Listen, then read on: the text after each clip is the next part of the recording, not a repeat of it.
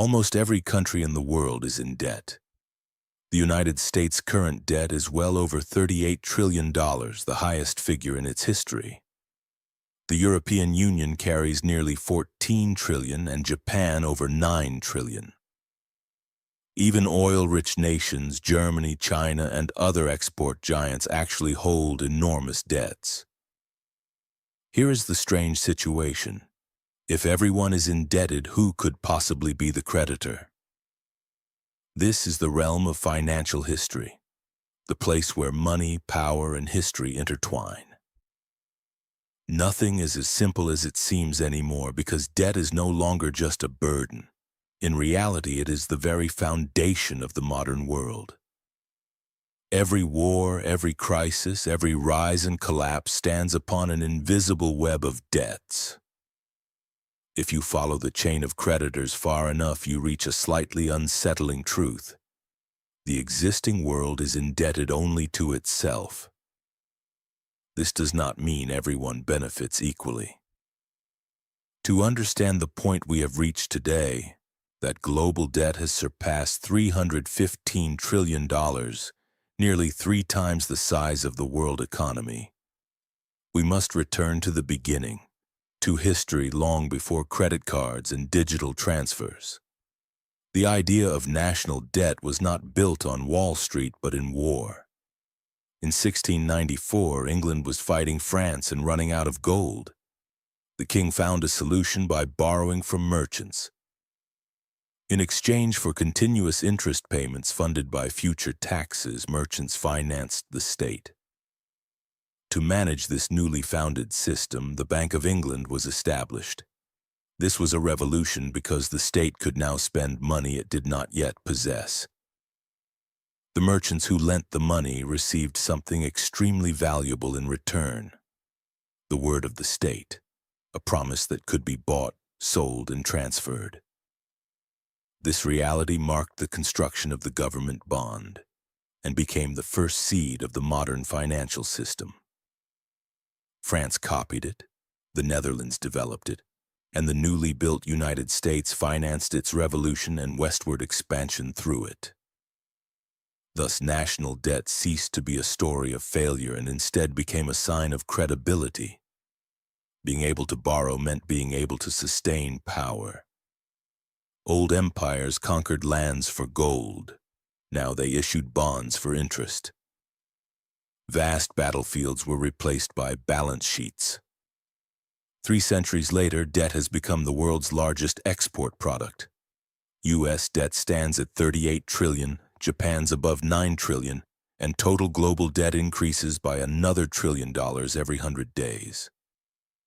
Today, everyone is indebted. Every bank lends as much as possible. Every citizen, through taxes, savings, and pension funds, is simultaneously both debtor and creditor. So who holds the other end of the rope? Let us look at the United States because its debt is not only national but global. Roughly half of the $38 trillion is owed to investors outside the government, most of whom are Americans themselves: banks, pension funds, investment funds, insurance companies, and the Fed.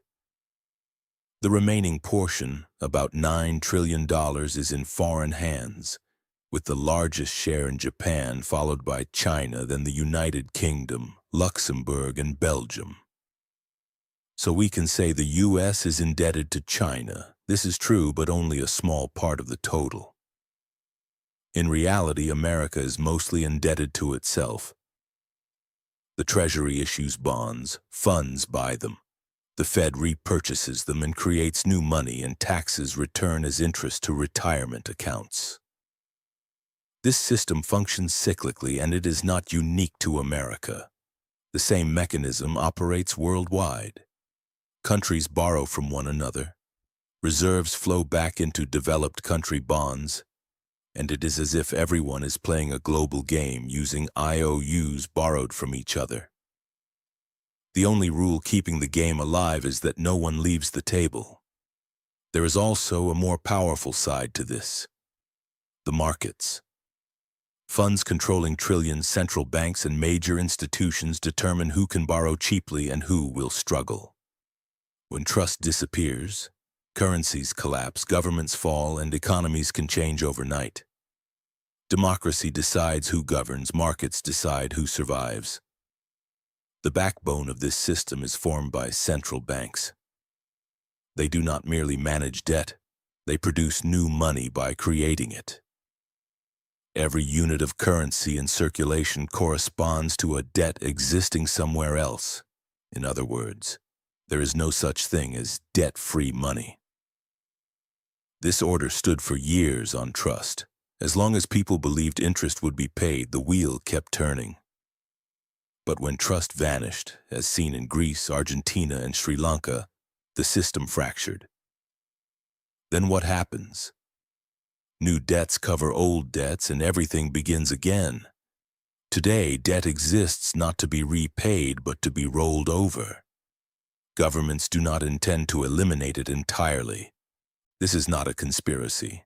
It is the system itself, almost like a subscription where interest is the price of stability. The modern economy is dependent on it. If it stops, the wheel stops. The United States will not fully eliminate its debt. Japan has repeated the same pattern for years. Investors are there not to retrieve their money but to preserve systemic stability, because government bonds are among the safest assets in the world. If all debts were paid off, the very foundation of the system would disappear. For this reason, debt will continue to grow, becoming the heartbeat of capitalism. Political promises to eliminate debt are always an illusion. The real objective is not to end debt, but to keep it sustainable. When trust disappears, interest rates rise and the economy stalls.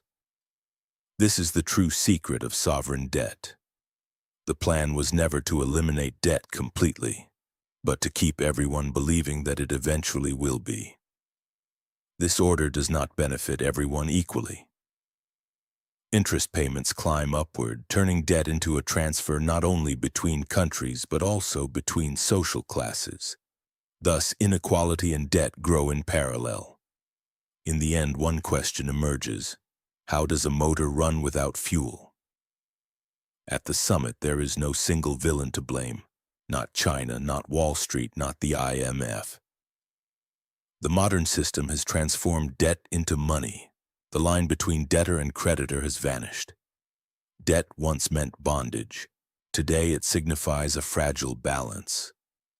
And if that balance breaks, we remember that everything was an illusion. Because debt is nothing more than a promise that can never be held forever.